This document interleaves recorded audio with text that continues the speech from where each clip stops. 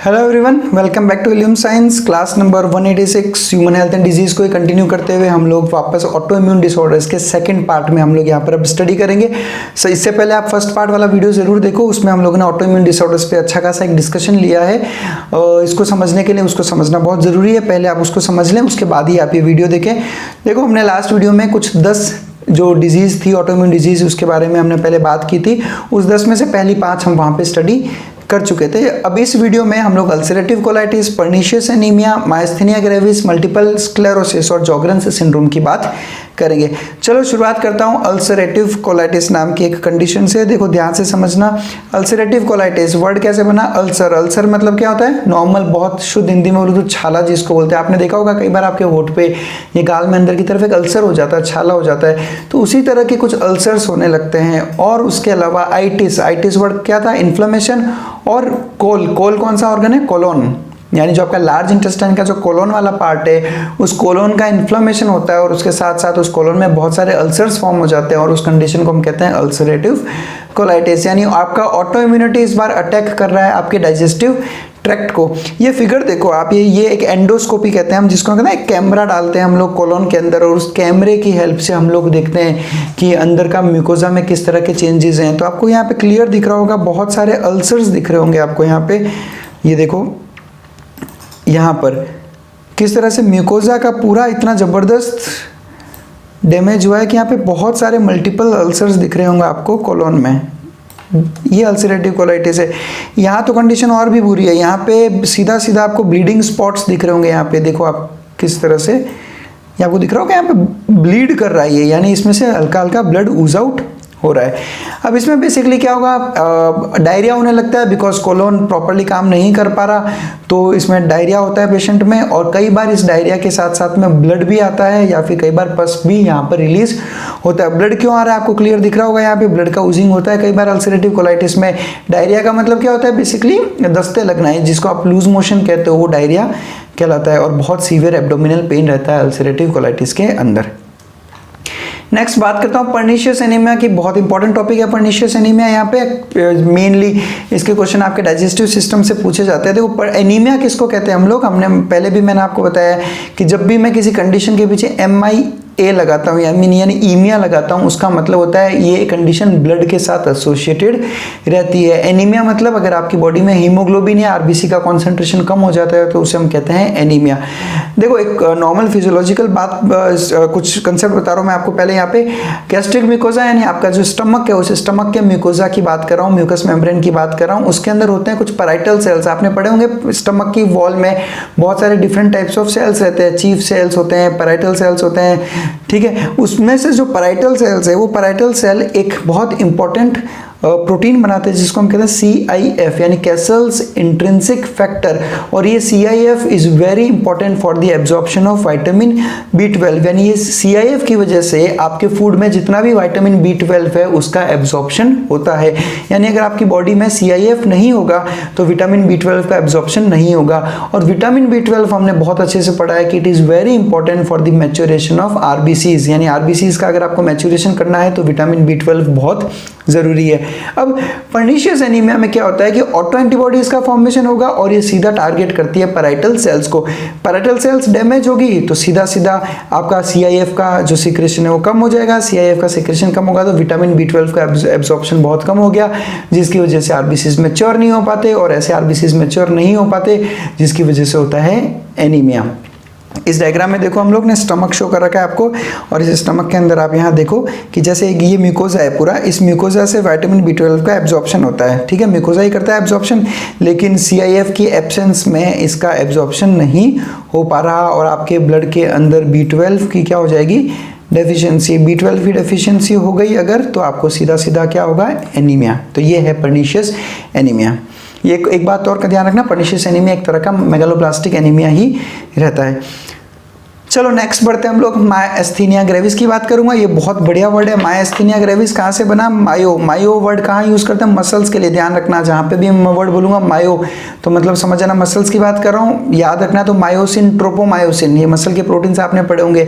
एस्थीनिया एक वर्ड होता है जिसका मतलब होता है वीकनेस यानी कमजोरी आ जाना, और ग्रेविस का मतलब होता है सीरियस कंडीशन, यानी एक ऐसी सीरियस कंडीशन जिसमें मसल्स का क्या हो जाता है? वीकनेस, उसे हम कहते हैं मायस्थीनिया ग्रेविस।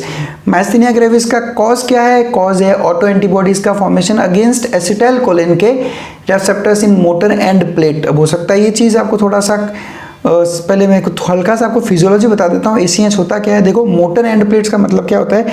एक नर्व हमेशा सिग्नल देती है किसको? मसल को।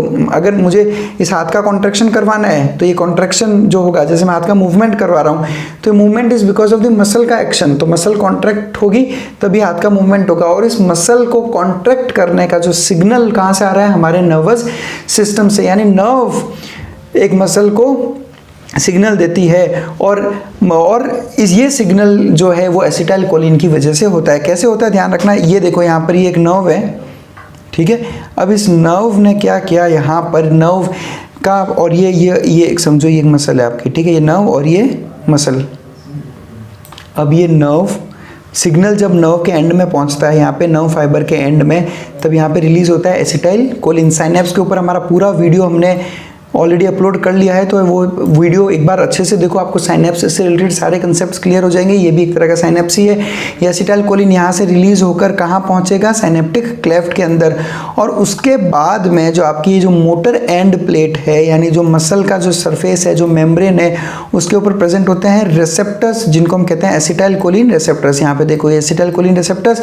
तो जो एसिटाइलकोलिन यहाँ से रिलीज हुआ न्यूरॉन से वो जाकर एसिटाइलकोलिन अपने रिसेप्टर के साथ में बाइंड होता है, और ये जैसे ही एसिटाइलकोलिन अपने रिसेप्टर के साथ बाइंड होता है, यहाँ पे जितने भी सोडियम गेट्स प्रेजेंट है वो सोडियम गेट्स ओपन होते हैं, और सोडियम अब अंदर एंटर कर जाएगा उस मसल के अंदर, जिसकी वजह से एक्शन पोटेंशियल डेवलप होगा उस मसल में, और वो मसल जो है वो कॉन्ट्रैक्शन शो करती है।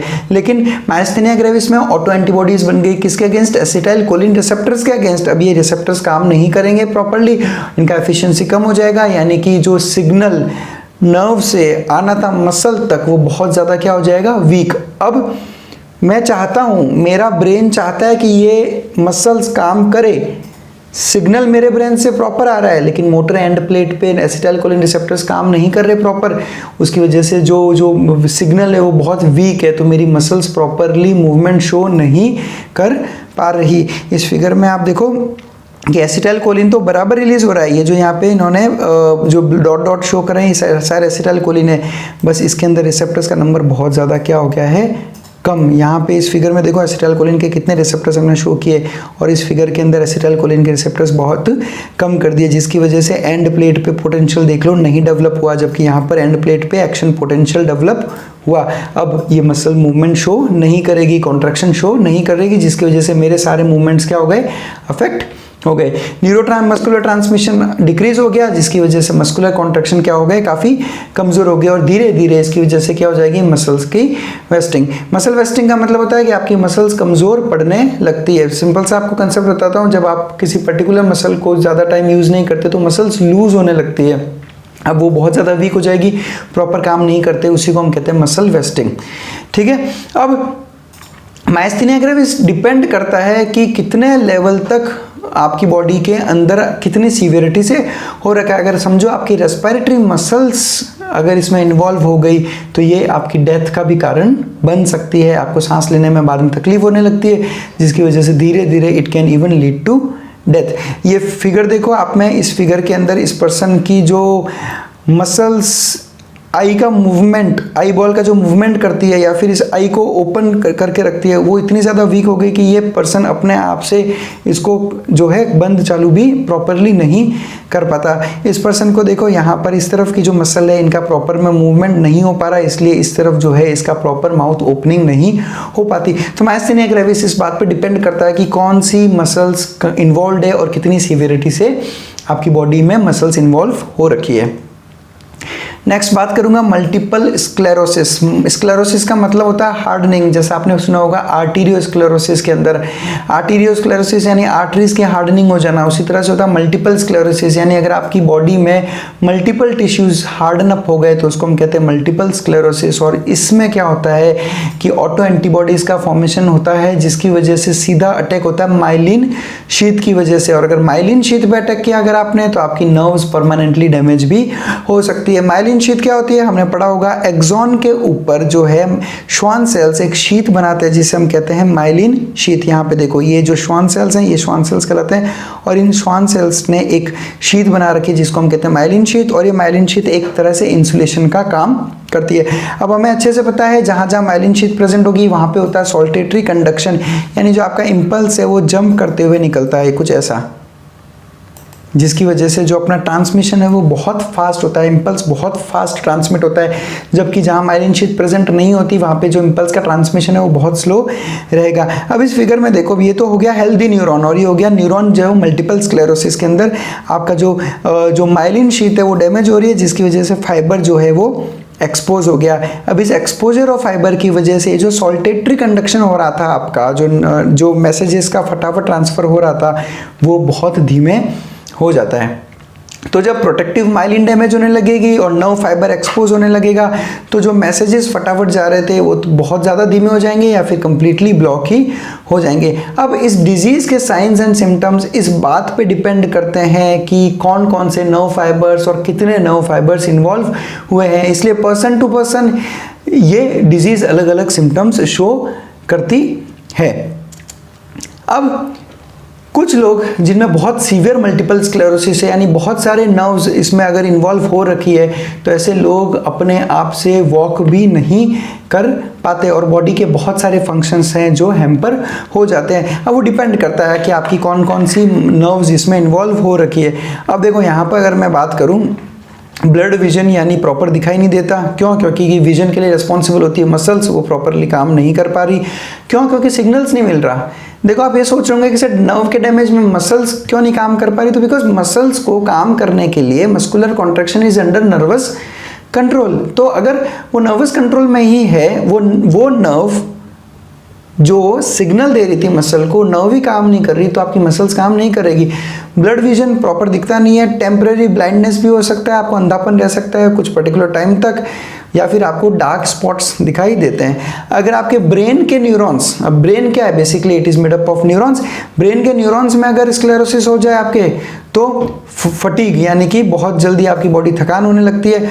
कॉग्निटिव चेंजेस मतलब होता है कि जितने भी आपके कॉग्निटिव फंक्शंस है, आपके जजमेंट एबिलिटी या फिर आपका किसी चीज़ को परसीव करना, वो सारे जो सब एबिलिटीज़ है वो धीरे धीरे खत्म होने लगती है। डिप्रेशन होने लगता है, डिजीनेस एंड वर्टिगो होने लगता है, हार्मोनल चेंजेस आने लगे बिल्कुल, क्योंकि हाइपोथैलेमस का कंट्रोल काफ़ी वीक हो जाता है।